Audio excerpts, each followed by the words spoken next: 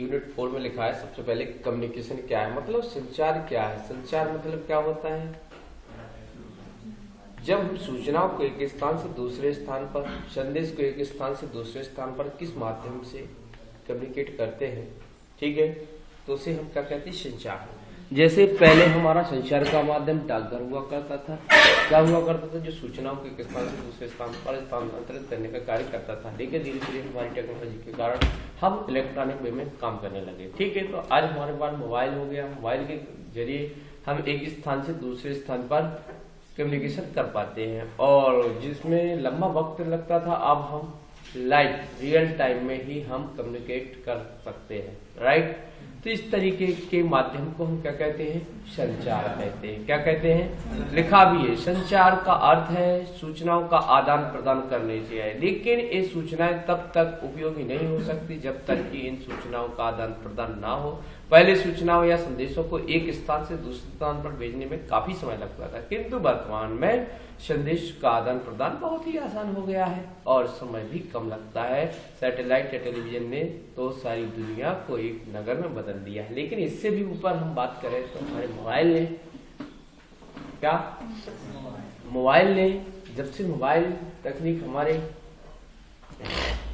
सामने आई है, जब से पूरा विश्व हमारी मुट्ठी में हो गया है।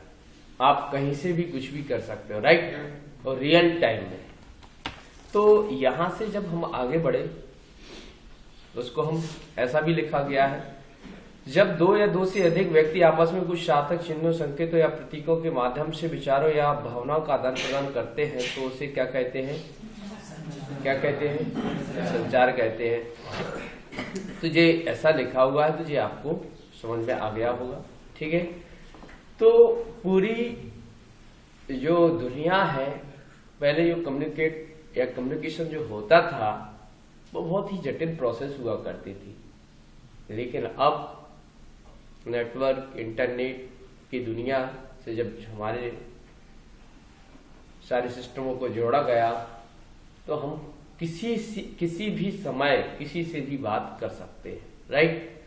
तो जो बात करने का, एक स्थान से दूसरे स्थान पर संदेश देने की बात जो कही जा रही है उसे ही हम संचार कहते हैं। अब लेकिन संचार की प्रक्रिया में डिलीवरी होती है, शुद्धता होती है, राइट, और समयबद्धता। मतलब ये दो तीन चीजें जरूरी रहती है इसमें प्रोसेस के अंदर। क्या है, सही समय पर डिलीवरी होगी, पूरी एक्यूरेसी के साथ होगी और एक टाइम लिमिट भी रहेगा, राइट। तो ये सारी चीजें यहाँ पर दी गई है। तो इनके घटक है, ट्रांसमीटर है, रिसीवर है, मैसेज है, मीडियम है और प्रोटोकॉल है। इन 5 माध्यमों से हमारी बातचीत होती है। किससे, सबसे पहले ट्रांसमीटर जो क्या करता है, मतलब एक स्थान से दूसरे स्थान पर क्या ट्रांसफर करने का कार्य करता है ट्रांसमीटर। फिर रिसीवर क्या करता है, प्राप्त करने का काम करेगा, रिसीव करने का काम करेगा। मैसेज, जो भी आप संदेश भेजना चाहते हैं उसे आप मैसेज कहते हैं। फिर मीडियम, किस माध्यम से वो एक स्थान से दूसरे स्थान पर जाएगा। फिर प्रोटोकॉल क्या रहेगा, मतलब एक ऐसा नहीं कि आपने सूचना छोड़ी और चले गए, क्या उसकी एक प्रोसेस होती है। प्रोसेस क्या होती है भैया, जब कोई भी डिजिटल सिग्नल को पहले एनालॉग में जाएगा, एनालॉग मतलब एक सिग्नल में बदलेगा। डिजिटल माध्यम को, जैसे पिक्चर है, पिक्चर को काय कौन से फॉर्म में ले जाएगा, वो पहले सिग्नल में, काय में ले जाएगा, क्योंकि यदि एक वायर, बिना वायर के आपका मोबाइल को कनेक्ट किया गया है तो सोचिए वो किस माध्यम में आएगा आपके मोबाइल में, सिग्नल के माध्यम से ही आएगा ना। हवा में तैरते हुए सिग्नल, हजारों करोड़ों प्रकार के सिग्नल जो हमारे सामने तैर रहे हैं, अब उस सिग्नल को जो डिवाइस पहचान लेती है, पकड़ लेती है, उसके पास वो सिग्नल मिल जाता है। फिर सिग्नल मिलने के बाद भी कुछ नहीं होता है, लेकिन फिर उसको क्या करता है, सिग्नल से वापस डिजिटल फॉर्म में ले जाने के लिए जो डिवाइस काम करती है, फिर हमें जाके संदेश मिलता है। तो यहां पर मॉडेम का भी बड़ा रोल रहता है। क्या, मॉड्यूलेशन और डीमॉड्यूलेशन। क्योंकि मॉडेम तो ये पूरा एक प्रोटोकॉल है, टीसीपी/आईपी हमने पढ़ा है, ट्रांसमिशन कंट्रोल प्रोटोकॉल। तो यहां पर तो केवल संक्षिप्त में दिखाया गया है। अब आया टाइप ऑफ कम्युनिकेशन।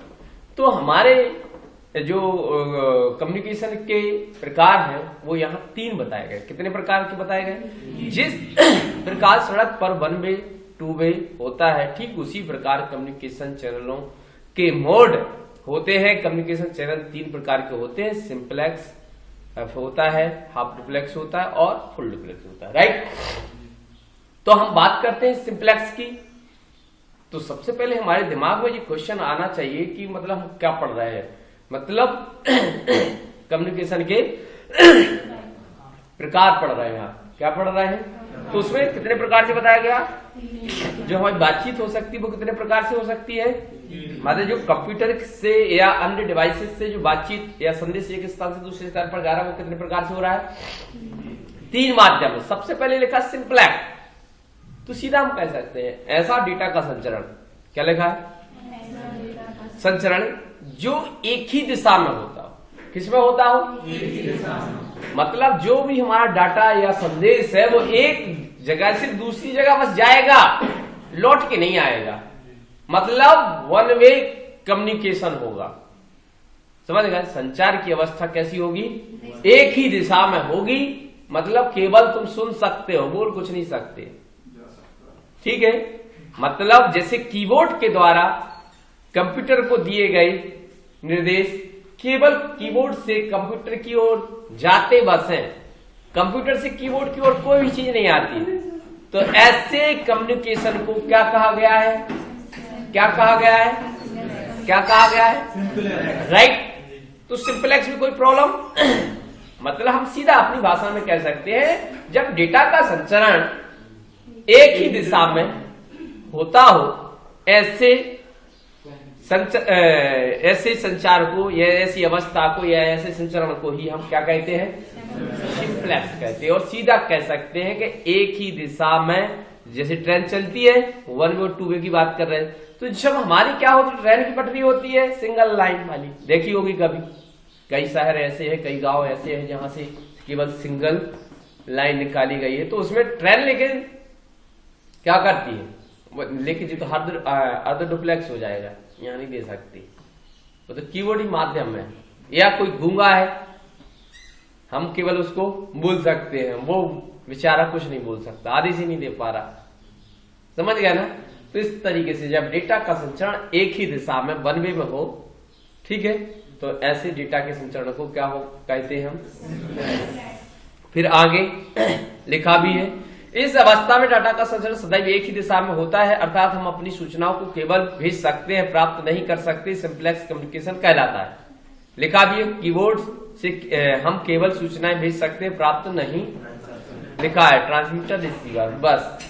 फिर अगला अर्ध डुप्लेक्स की बात करते हैं, हाफ डुप्लेक्स की बात करते हैं। तो डेटा का संचरण जो होता है, क्या होता है?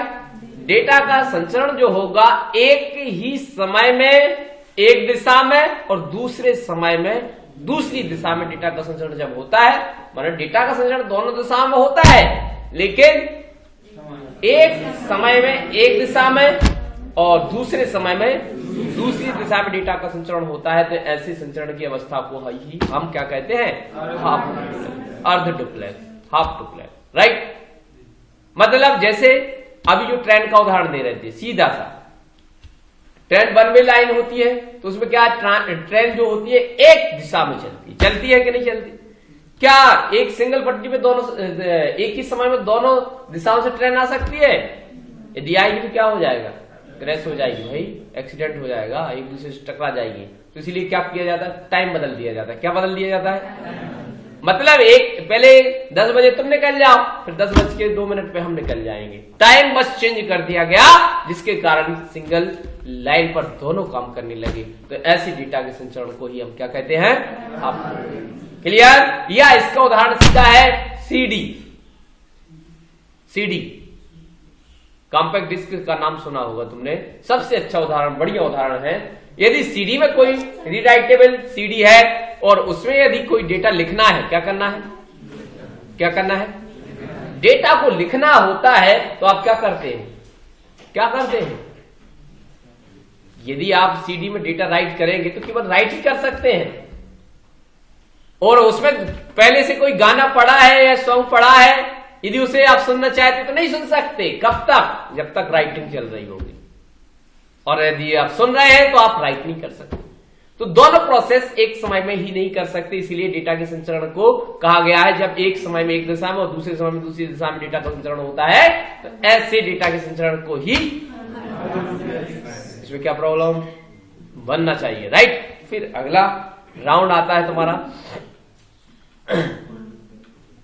पूर्ण डुप्लेक्स। तो जब डेटा का ऐसा संचरण है जब एक ही समय में, क्या एक ही समय में दोनों दिशाओं में डाटा का संचरण हो जाए, तो ऐसे डेटा के संचरण को आप क्या कहेंगे? सीधा सा कहेंगे आप जब किसी एक ऐसा माध्यम जो एक ही समय में दोनों दिशाओं में सूचनाओं का संचार कर दे, संचरण कर दे, डेटा को एक स्थान से दूसरे स्थान पर एक ही समय में भेज दे, तो ऐसे डेटा के संचरण को हम पूर्ण या फुल डुप्लेक्स के नाम से जानते हैं। जैसे मोबाइल, सेलुलर फोन क्या है? फुल डुप्लेक्स है। क्या है? सेलुलर फोन क्या है तुम्हारा? यदि आप बात कर रहे हो तो सुन भी तो रहे हो ना, क्योंकि उसी समय में वो बोल भी रहा है। कई बार तो लड़ाई हो जाती है, आपको पता होगा। जब लड़ाई होती है वो वही गाली देता है अच्छे से। जब गाली और ऐसे वाद विवाद होता है तो ये शब्द होता है कि ना तो तुम उसकी सुनते हो ना वो तुम्हारी सुनता है। समझ गए ना? वो भी अपनी लय में बात करता, तुम भी अपनी धुन में मस्त रहते हो, कोई किसी की नहीं सुन रहा, बस कान बेचारा परेशान हो जाता है। तो ऐसे डेटा के संचरण को हम क्या कहते हैं? समझ में आ गया कि नहीं आ गया? तो इसमें क्या प्रॉब्लम? आगे बढ़ते हैं। फिर आया संचार माध्यमों के प्रकार। अब कौन कौन से माध्यम है संचार करने के? संचार करने के कौन कौन से तरीके हैं तुम्हारे पास? संचार के माध्यम जो होते हैं उनके प्रकार बताना है। मान ले चलो तुम ले जा रहे हो, मान लो सवारियों को ले जा रहे हो, तो कौन कौन से साधनों से ले जाओगे आप? सवारी एक स्थान से दूसरे स्थान में, चलो बरमान के मेले को ले चलना है सब सवारियों को, तो भाई कैसे ले जाओगे आप? इतने सब व्यक्तियों को कैसे ले जाओगे? तो उन्होंने कहा हम जीप से ले जाए, कुछ के लगा हमारे मोटरसाइकिल है, कुछ के लगे नहीं हम तो एरोप्लेन ही ले आए, कुछ के लगे हेलीकॉप्टर से, भले मर जाए। ठीक है, तो ये क्या हो गया? माध्यम हो गए ना। किन तरीकों से आप ले जा सकते हो ये भी बता दिया ना आपने। तो ऐसा संचार को भी ले जाने के लिए कौन कौन से तरीके हैं वो आपको यहां पर बताना। तो दो ही तरीके हैं। एक तो कौन सा लिखा है? भौतिक संयोजन, फिजिकल। समझ गए ना? भौतिक संयोजन। और दूसरा है वायरलेस, तार माध्यम और बेतार माध्यम। समझ गए ना? वायरलेस और भौतिक संयोजन। क्लियर हुआ? तो हमारे पास दो तरीके। भौतिक क्या कहलाता? भौतिक संयोजन क्या कहलाता? अरे भाई जिसका स्वरूप हो, इसलिए तो भौतिक कहते हैं कि भौतिक स्वरूप। तो एक केबल, तार, वायर के माध्यम से जब हमारा कम्युनिकेशन होता है तो उसे क्या कहते हैं हम? भौतिक संयोजन। मतलब जब हम एक वायर केबल के माध्यम से यहां तक टीवी में और लैपटॉप में जो कनेक्शन है वो कौन सा कनेक्शन है? कौन सा कनेक्शन है? भौतिक संयोजन है। राइट? क्लियर? जब तार के माध्यम से कम्युनिकेशन होता है तो उसे आप क्या कहेंगे? लेकिन यहां पर जो इंटरनेट चल रहा है वो कौन से संयोजन से चल रहा है भाई? वायरलेस। देखिए कहीं केबल दिख रही, नेट चालू है तो मॉडेम से सीधा हमने वाईफाई के माध्यम से कनेक्ट किया हुआ है, तो उसे क्या कहा गया है? वायरलेस, बेतार कनेक्शन। तो कम्युनिकेशन हो रहा है कि नहीं हो रहा? उसमें भी हो रहा है, इसमें भी हो रहा है। क्लियर? तो ये दोनों चीजें क्लियर हुई कि नहीं हुई? यदि आ जाए कि संचार माध्यमों के प्रकार, तो आपको कितने प्रकार के लिखना है? कितने प्रकार के? पक्का? तो कौन से? तार और बेतार, भौतिक संयोजन और इसमें कोई प्रॉब्लम समझा सकते हो अच्छे से? और स्पीड से चलने वाला होता है भौतिक संयोजन। जो वायरलेस होता है वो स्पीड, उतनी स्पीड से नहीं काम करता जितनी स्पीड से भौतिक संयोजन। राइट? तो इन बातों का भी आप जिक्र करेंगे भाई। फिर आया भौतिक संयोजन होता है, वो कैसे होता है, तो उनके कुछ प्रकार हैं, मतलब कौन कौन से तार यूज किए जाते हैं भौतिक संयोजन के लिए। तो सबसे पहले लिखा है, ये टिप्पणी के रूप में आएगा, आपको लिखा आएगा निम्न पर टिप्पणी लिखिए या निम्न को विस्तार से समझाइए, निम्न का वर्णन कीजिए, ऐसा क्वेश्चन लिख दिया जाएगा। लिखा twisted cable, coaxial cable, fibre optic cable, हाँ, ऐसा लिख दिया जा सकता है। तो हमें कोई प्रॉब्लम नहीं, हमें पढ़ना है। तो लिखा है यह सबसे सस्ता संचार माध्यम है, यह परस्पर लिपटे तारों का युग्म होता है जिनमें दोनों तार धात्विक पतली तारों के रेशों से बने होते हैं। यह तकनीक बहुत पहले से प्रयुक्त की जा रही है। कंप्यूटर से टेलीफोन लाइन का संयोजन करने के लिए मॉडेम को इस तार से संयोजित किया जाता है। क्लियर? उपयोग में लिखा है इस तार का उपयोग दूरभाष, अधिकांश आंतरिक संचार जैसे इंटरकॉम, दूरभाष सुविधा, निजी शाखा एक्सचेंज, माइक्रो कंप्यूटर के स्थानीय नेटवर्क को स्थापित करने के लिए किया जाता है। इस प्रणाली में लगभग 2 मीटर तक आंकड़ों की संचार की गति 96 बैंड तक संभव हो सकती है, परंतु यह माध्यम इंटरफ्रेंस के प्रति अत्यधिक संवेदनशील होता है, क्योंकि विद्युतीय चुंबकीय क्षेत्रों में यह बहुत सरलता से कपलिंग कर लेता है। इसमें संचार में त्रुटि की दर बढ़ जाती है, मतलब ज्यादा लंबाई के तार नहीं फैला सकते आप, फैला तो सकते हो। जैसे जैसे जैसे जैसे जैसे जैसे जैसे किसान मोटर चलाता है, पंप जिसे कहते हैं, तो वो ज्यादा लंबी केबल नहीं फैला सकता। वो फैलाता है तो उसको बहुत हाई मतलब पावर वाली केबल को डालना पड़ता है कई बार, नहीं तो क्या होता है गर्म होकर वो चिपक जाती है। क्या हो जाती है? जबकि प्लास्टिक का आवरण उसके वायर पर तार पर लपेटा जाता है, माना कंपनी बनाती है, लेकिन कई बार जो रहता है उससे कम जितनी कैपेसिटी है उससे यदि हम कम पतला तार डाल ले तो पता चले पूरी वायर में आग लग जाए, तो त्रुटि होने की संभावनाएं ज्यादा रहती है। जो टेलीफोन में जो लाइन यूज की गई थी उसका नाम दिया गया ट्विस्टेड केबल। क्या किया गया? जिसमें 2 बार हुआ करते थे, पतले पतले ब्लैक कलर की ज्यादातर हुआ करती थी, आवरण ब्लैक कलर का आवरण रहता था, उसमें एक तांबे के 2 तार रहते थे। क्या रहते थे? तांबे के 2 तार रहते थे, और उसके द्वारा हम कनेक्शन को स्थापित करते थे। ज्यादातर नेटवर्क को इंटरनेट को चलाने के लिए मॉडेम के माध्यम से इसका प्रयोग किया जाता था। धीरे धीरे अब वो प्रचलन से बाहर हो गई है वर्तमान समय में। फिर आया कोएक्सियल केबल। क्या होता है कोएक्सियल केबल? क्या होती है भैया? एक ये टेलीफोन में जो टेलीविजन में जो हमारे पास सिटी केबल होती है, उसमें जो एक केबल मोटी सी केबल का यूज किया जाता है, उसका नाम रखा गया कोएक्सियल केबल। तो देखिए, एक माध्यम में धात्विक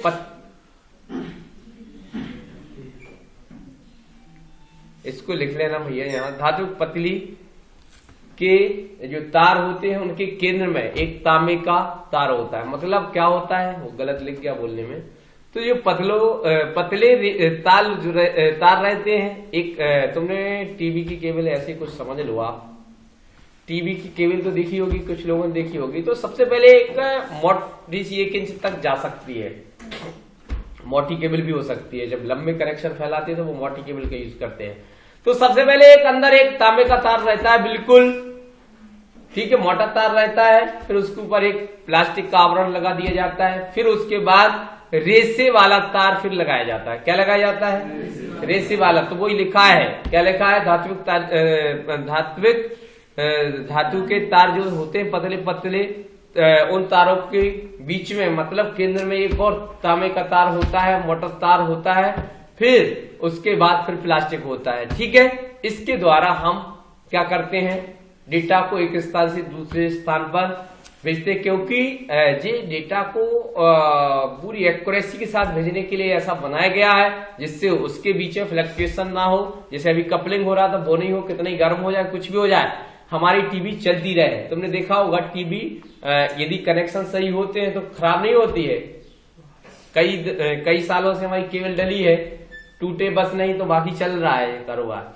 तो इस कारण से इस तरीके के डेटा को संचरण करने के लिए, एक स्थान से दूसरे स्थान भेजने के लिए कोएक्सियल केबल का निर्माण किया गया था, जो आजकल हमारे काय में यूज होती है, टीवी में होती है। टीवी चलाने के लिए जो केबल आती है, ठीक है, चाहे डिश टीवी चला रहे हो चाहे कोई भी टीवी, ऊपर से ऐसी केबल आती है कि पीछे अंदर एक मोटा तार, फिर उसके ऊपर प्लास्टिक, फिर उसके लिए पतले रेशों का जाल, फिर उसके ऊपर से फिर आवरण प्लास्टिक का, फिर उसके द्वारा हम डेटा को एक स्थान से दूसरे स्थान पर भेजते हैं। राइट। फाइबर ऑप्टिक सबसे खतरनाक, सबसे तेज गति वाला डेटा का संचरण करने वाली माध्यम या केबल है, जिसके कारण दुनिया में नेट या कोई भी चीज चलाना बिल्कुल सरल और आसान हो गया है। क्योंकि हमें पता है प्रकाश की गति सबसे तेज होती है।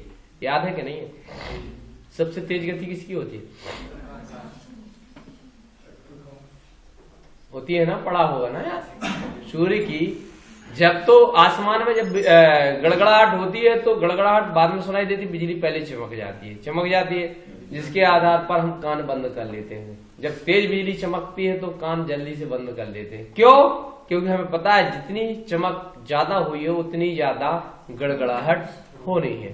ठीक है, इसका तात्पर्य क्या हुआ कि प्रकाश की गति, जबकि दोनों क्रिया ही एक साथ हुई, जब टकराया तो वहीं आवाज भी आई और चमक भी पैदा हुई, लेकिन चमक हमें पहले दिखाई देती है और आवाज बाद में। राइट। तो इस तरीके से, लेकिन इस फाइबर ऑप्टिक केबल के माध्यम से डेटा को हम एक स्थान से दूसरे स्थान पर आसानी से भेज सकते हैं। जो फाइबर ऑप्टिक केबल होती है, पतले पतले कांच के रेशे होते हैं। क्या होते हैं?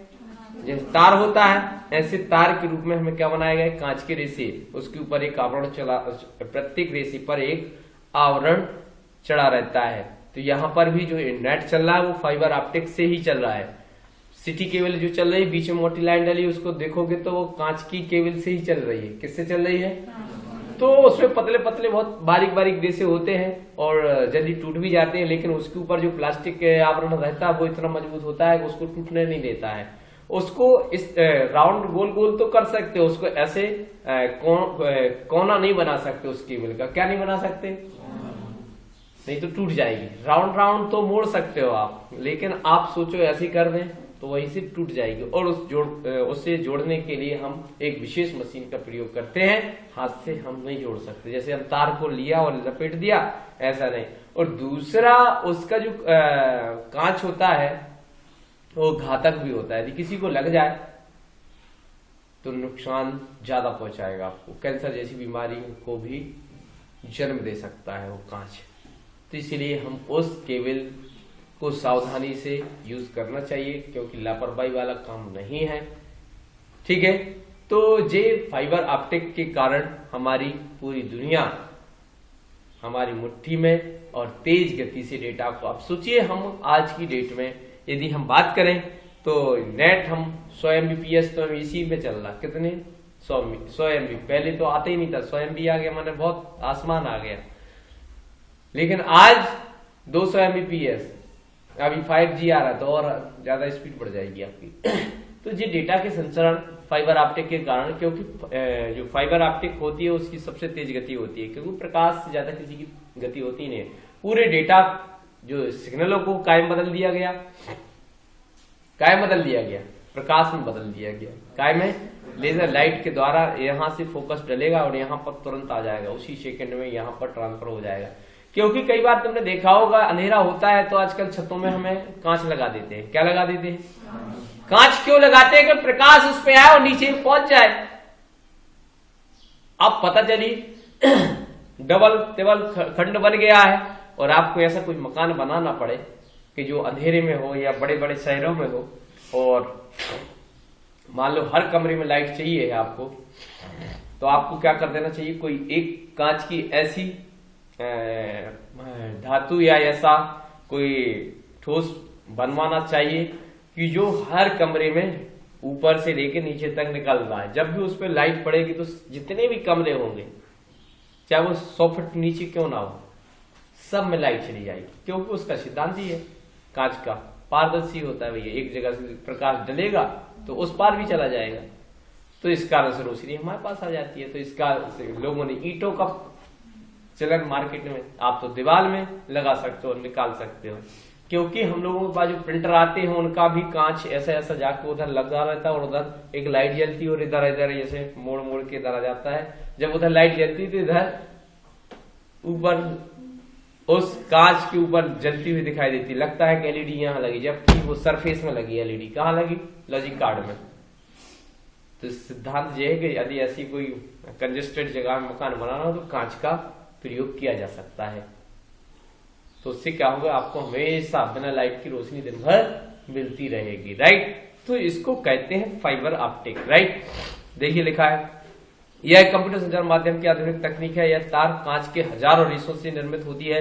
इसमें प्रकाश का संवहन हो सकता है। इसके प्रत्येक कांच का रेशा एक बाल समान बारीक होता है। इसमें संचरण के लिए डेटा को प्रकाश पुंज में परिणत किया जाता है तथा इस प्रकाश पुंज को लेजर डिवाइस द्वारा करोड़ों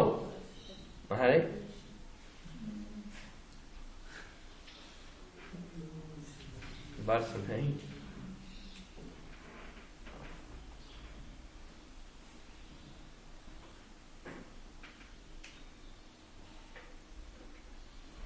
बाइट हुई है, करोड़ों बाइट या बिट,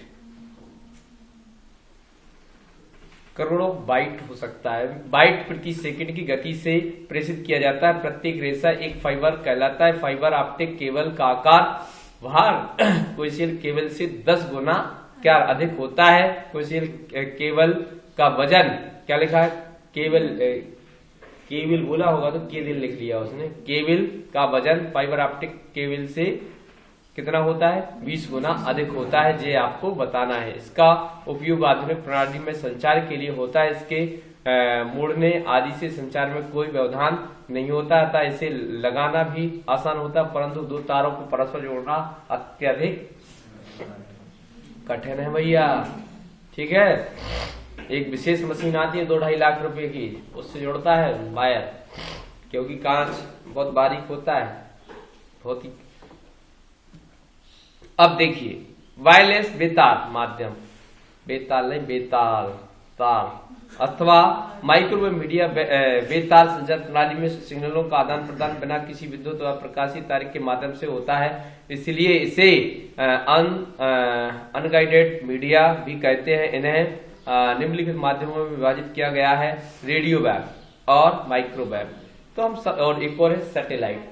तो हम ये तीनों के माध्यम से जानते हैं कि रेडियो वेव में क्या होता है, रेडियो फ्रिक्वेंसी तैयार की जाती है। क्या की जाती है, आपने देखा होगा पहले हम एफएम सुनते थे, जब हमारे पास टेलीविजन का इतना प्रचलन नहीं था, हर घर रेडियो थे। रेडियो के माध्यम से हम भजन और न्यूज सारी चीजें सुनते थे बड़े ध्यान से। उस समय कोई बातचीत नहीं करता था, जब बाबा जी लोग रेडियो चालू करते थे तो एक फ्रिक्वेंसी के माध्यम से केवल उनकी फ्रिक्वेंसी सेट रही थी, उसके अंदर आप आओगे तो रेडियो चलेगा, नहीं आओगे तो कई बार तो हमें रेडियो ऐसा ऊपर रखना पड़ता था, राइट। तो फ्रिक्वेंसी जैसी होती है, तो वो कहा गया है रेडियो वेव। माइक्रोवेव में क्या होता है, माइक्रोवेव तरंगों के कुछ विशेष प्रकार के उपकरणों द्वारा रेडियो सिग्नल का ऑपरेशन किया जाता है।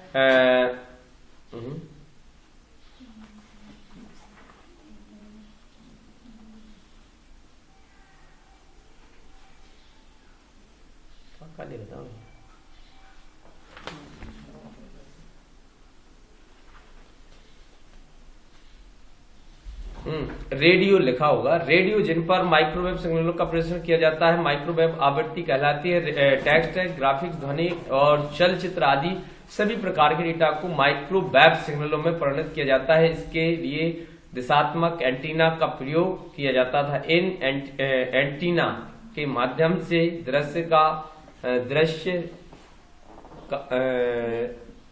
दृश्य या रेखा मतलब एक निश्चित दिशा में होना आवश्यक है। इन तीनों के माध्यम से संचार रेखा का आदान प्रदान होता था।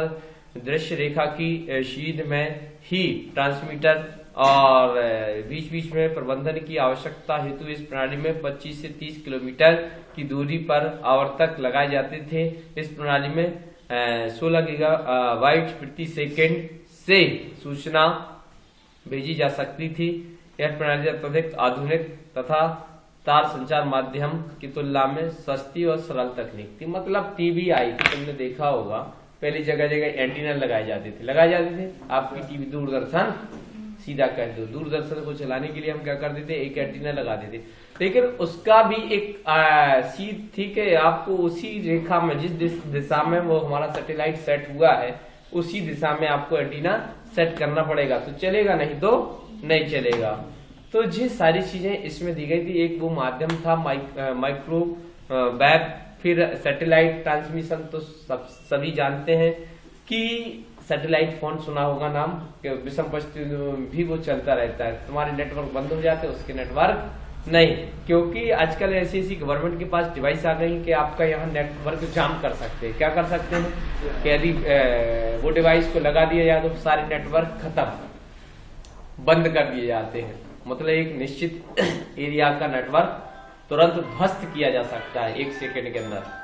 तो सैटेलाइट माध्यम सबसे तगड़ा माध्यम होता है, क्योंकि वो अंतरिक्ष में जो स्थापित सैटेलाइट है उसके माध्यम से डेटा को एक स्थान से दूसरे स्थान पर भेजा जा रहा है। जैसे यदि आपने सेंट्रल बैंक साइड गए हो कि ऊपर एक छतरी लगी हुई है, क्या लगी है, उसमें VSAT कहते हैं, उसे क्या कहते हैं, वेरी स्मॉल अपर्चर टर्मिनल। वो सैटेलाइट से काम करता है, उसमें केबल का कोई काम नहीं है, दूरदर्शन BSNL का कोई काम नहीं, वो तो सीधा सैटेलाइट से वो छतरी के माध्यम से, जैसे हमारा डिश एंटीना चलता है, हमारा डिश एंटीना 1 वे में काम करता है, केवल सिग्नल को रिसीव करने का काम करता है, लेकिन उसमें एक ट्रांसमीटर भी लगा रहता है, काय में, VSAT में। तो वो सैटेलाइट से कम्युनिकेशन करता है, सैटेलाइट के माध्यम से। तो ये 3 प्रकार के हमारे पास काय में, वायरलेस में।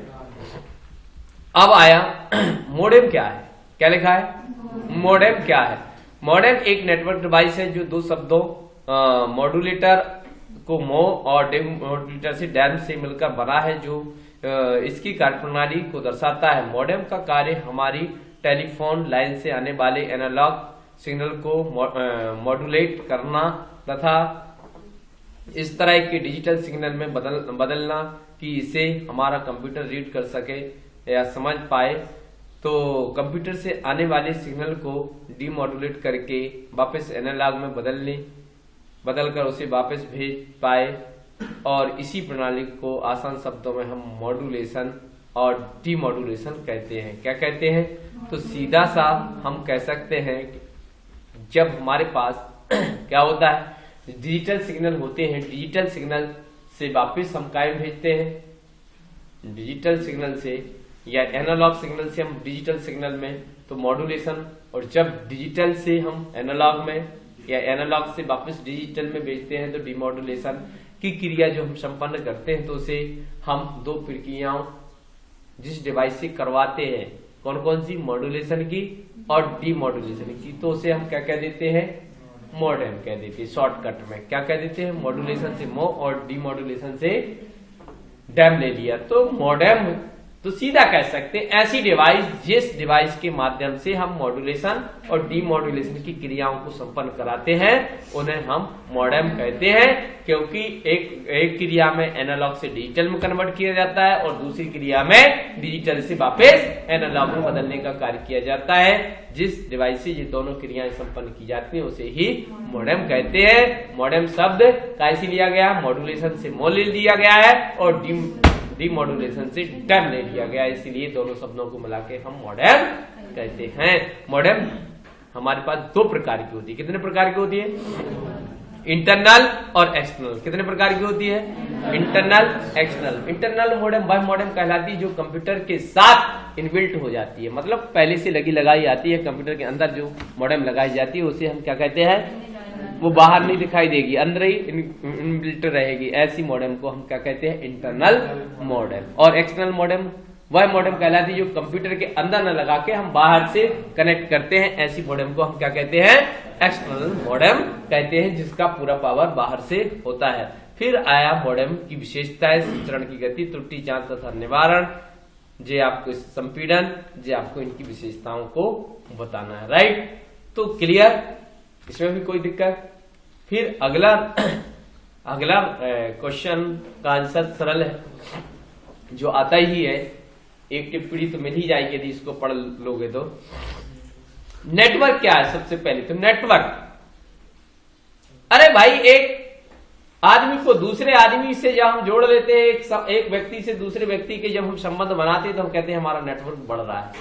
पहले एक कस्टमर जोड़ा, कहीं कि हमारे भैया कम से कम एक कस्टमर से तो जुड़ गए हम, फिर 2-3, कहीं हमारे पास नेटवर्क में बहुत सारे कस्टमर हैं। कई लोगों के मुंह से हमने ऐसी भाषा शैली सुनी होगी, ठीक है, हमारा नेटवर्क तो लंबा है, हम तो दाऊद इब्राहिम से भी मिलके आए अभी। नहीं, मतलब ऐसे लोग बोलते हैं कि हमारा तो कनेक्शन सीधा दिल्ली तक है ना, ऐसे लोग बोलते होंगे कि बोलते अमित शाह तो हमारे घर ही से जुड़ा, बिल्कुल मोदी तो हमारे घर में ही आता है, मतलब कई लोगों के, क्योंकि अब मोदी को तो फोन तो लगाने लोगों, कई मोदी से अभी बात हुई, कई मूर्ख ऐसी भी बातें कर देते हैं, मोदी से तो अभी बात हुई, तुमने कहा अब देख लेंगे बाद में, अब मोदी को तुम फोन नहीं लगा सकते। अब जैसे कलेक्टर से हम बोलेंगे दीपक आर्य से अभी बात हुई थी यार के ऐसा हम करवा देंगे, अब तुम्हारी हिम्मत तो है नहीं कि कर दोगे। अरे किसी जैसे आप एसडीएम के पास पहुंच जाओ, एक ऐसे कई लोग होते हैं, एसडीएम के पास पहुंच जाओ, अरे कलेक्टर साहब से तो अभी बात हुई थी, उन्होंने तो बोला पता और कल लोग कहाँ गए थे, वो सागर में मिले, उधर मिले थे, जैसे बीना का टूर लगा था, कहीं बीना मिले थे, आप नहीं थे क्या उधर एसडीएम साहब से? अरे चलो उनसे हम बात कर लेंगे कलेक्टर साहब से। अब ये एसडीएम वैसे ही कहते रोको तो भैया बैठो एक, अब तुम डायरेक्ट कलेक्टर की बताओगे तो क्या करेगा बेचारा, समझ गए ना। तो कुछ लोग ऐसे होते हैं, जी क्या है नेटवर्क, लेकिन वो नेटवर्क हमारी इसमें नहीं, डिवाइस में नहीं काम करता। मतलब एक डिवाइस से जब दूसरी डिवाइस को कनेक्ट कर दिया जाता है तो उसे क्या गाय में वर्णित कर दिया जाता है, मतलब एक डिवाइस को दूसरी डिवाइस से जोड़ने की प्रोसेस को ही हम, ऐसी कई डिवाइस जब आपस में जुड़ जाती हैं क्या हो जाता है, लिखा भी होगा। Network computer server manufacture computer device या एक दूसरे से जुड़े हुए अन्य उपकरणों का संग्रह है जो आपस में डेटा साझा करने की अनुमति प्रदान करता है। नेटवर्क एक उत्कृष्ट उदाहरण इंटरनेट है जो पूरे विश्व खत्म कर दो कहानी। तो इंटरनेट मतलब क्या होता है, नेटवर्कों का नेटवर्क होता है। क्या होता है इंटरनेट मतलब, नेटवर्कों का नेटवर्क होता है, ठीक है। तो इस तरीके से हम समझा सकते हैं, जो सारी चीजें लिखी गई किन किन चीजों की आवश्यकता होती है आप बता सकते हैं। फिर आया नेटवर्क, यहाँ चलो इसको समझ लो। चलो नेटवर्क के पहले क्लाइंट सर्वर आर्किटेक्चर, ये भी इंपॉर्टेंट है, कई बार टिप्पणी में आ जाता है। क्या होता है, तो सबसे पहले एक चित्र बताते हैं हम तुम्हें, ये इस चित्र को देखिए, बस यही है क्लाइंट सर्वर आर्किटेक्चर। क्या है,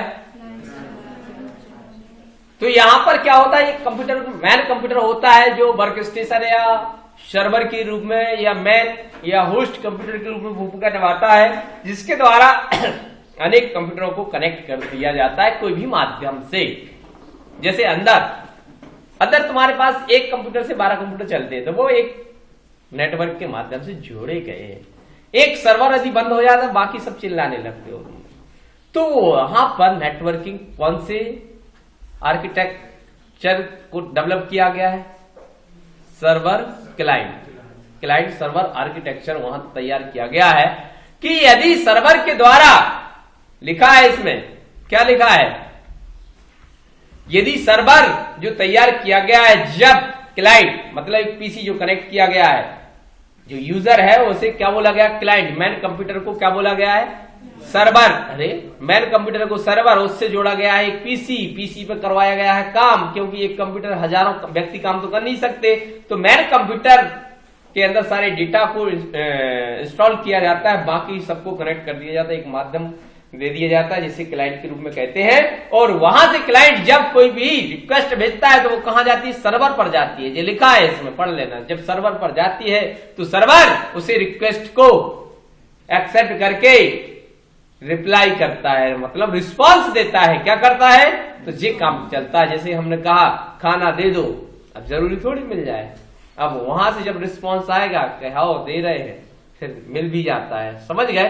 तो वही रिप्लाई और रिस्पॉन्स देने का काम किसका होता है, सर्वर का काम होता है। तो इस माध्यम में हमारा कम्युनिकेशन होता है। तो इस पूरी मेथड को ही क्या कहा गया है, क्लाइंट सर्वर आर्किटेक्चर। इसमें एक कंप्यूटर से कई क्लाइंटों को जोड़ के काम करवाया जाता है। और इसमें एक और फायदा हो जाता है कि जैसे सर्वर से यदि हमने एक प्रिंटर जोड़ा है, क्या जोड़ा है, प्रिंटर, और 100 यदि क्लाइंट है कितने हैं?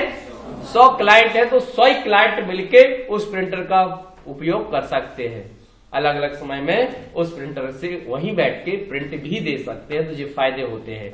ठीक है, तो इस तरीके से ऐसा आर्किटेक्ट तैयार किया जाता है जिससे हमारे पास कम उपकरणों के आधार पर भी हम काम कर सके। जैसे बैंकों में होता है 1-2 प्रिंटर होते हैं, लेकिन सारे कर्मचारी प्रिंटिंग लेने का कार्य करते हैं। राइट, तो इस तरीके के आर्किटेक्चर को क्या कहते हैं? कोई प्रॉब्लम? ये प्रोसेस भी बता देना। क्लाइंट क्या करता है? हमेशा रिक्वेस्ट भेजता है, ये लिखा है। ठीक है, फिर वहां से वो रिस्पॉन्ड भी करता है आपको सर्वर प्रक्रिया में, यही सर्वर अपना रिस्पॉन्स देता है। ठीक है, अब पीयर टू पीयर नेटवर्क क्या कहलाता है?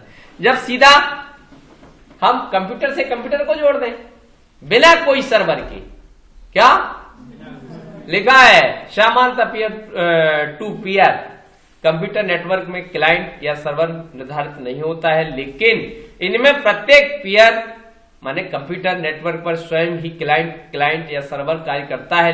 नेटवर्क का यह रूप क्लाइंट सर्वर मॉडल से भिन्न होता है। इसमें कोई भी नोड नेटवर्क पर किसी भी प्रक्रिया को शुरू या समाप्त करने में सक्षम होता है। Peer node local configuration, processing speed, network bandwidth और स्टोरेज क्षमता में भिन्न भिन्न हो सकते हैं। इस व्यवस्था में कंप्यूटर को आपस में जोड़ा जाता है, लेकिन अधिक क्या लिखा है? कंप्यूटर के लिए उपयोगी नहीं है, बल्कि इनमें सामान्यतः 10 कंप्यूटर को जोड़ा जा सकता है। 10, 12, 15 इतने आसपास, ज्यादा लंबा नेटवर्क नहीं फैला सकते, नहीं तो इनकी स्पीड स्लो हो जाएगी। राइट, तो पीयर टू पीयर का मतलब हमें बस याद रखना है, जिससे हमारे दिमाग की बत्ती जल जाए कि मतलब एक कंप्यूटर से डायरेक्ट दूसरे कंप्यूटर, सर्वर को सर्वर से जोड़ा जा सकता है, क्लाइंट को क्लाइंट से जोड़ा जा सकता है, और ऐसे 10-15 कंप्यूटरों को आपस में कनेक्ट किया जा सकता है। इसमें कोई बाहरी नेटवर्क की आवश्यकता नहीं होती है, और एक सिस्टम से सीधा डायरेक्ट दूसरे सिस्टम को जोड़ दिया जाता है। और हमारी अलग कॉन्फ़िगरेशन होती है, आपके सिस्टम की अलग कॉन्फ़िगरेशन होती है, आपके अंदर अलग स्टोरेज होता है, हमारे अंदर अलग स्टोरेज होता है, क्योंकि ये सब अपने अपने स्वतः अलग अलग काम करें। तुम बंद हो जाओगे तो हमारे ऊपर कोई फर्क नहीं पड़ेगा, बस ये होगा हमारा कम्युनिकेशन तुमसे बस नहीं होगा। लेकिन क्लाइंट सर्वर आर्किटेक्चर में यदि सर्वर बंद हो गया तो सारे क्लाइंट रोने लगेंगे। राइट, तो ये प्रोसेस को आपको समझाना है। ये है चित्र, देखो ये लिया गया, क्या लिया गया है? एक कंप्यूटर से दूसरे वर्क स्टेशन से दूसरे वर्क स्टेशन को जोड़ दिया गया, डायरेक्ट टू डायरेक्ट, इसमें कोई सर्वर नहीं। तो ऐसे सिस्टम को क्या कहा गया है? Peer to peer. राइट, बन जाएगा। क्या हो गया दीदी? कुछ नहीं हुआ, चलो तो बन